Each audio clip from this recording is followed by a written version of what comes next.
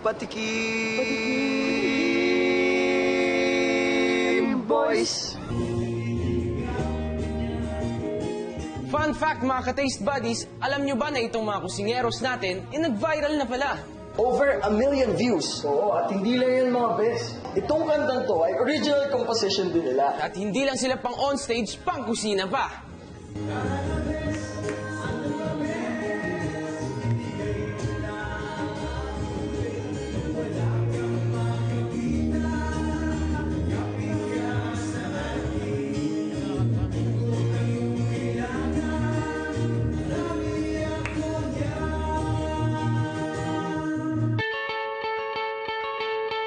Ngayon, ito na ang main event.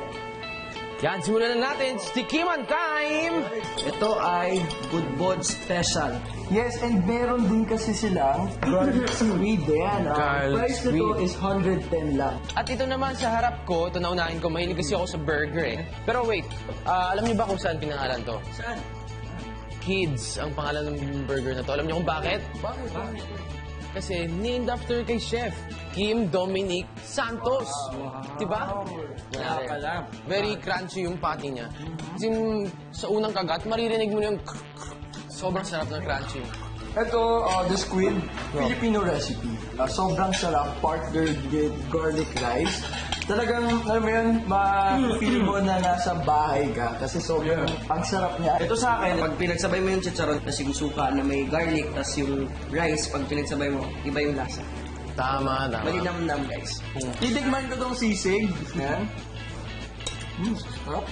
Sisig with blah blah blah. From the word itself, blah blah blah. Hindi siya typical na sisig. Ang sarap. Nag-kick in talaga yung spices. Sobrang perfect doon sa mga magbabarkada, di ba?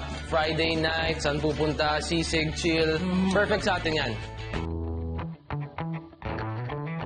So Len and Rian, sayang, na-miss namin kayo. Yes, and of course, gusto lang namin magpasalamat. Sir John, maraming salamat po sa iyo and sa family niyo sa sobrang sarap na food. Sobrang busog na busog kami.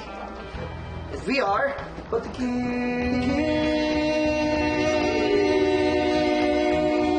Boys! Okay. Tara na, bes!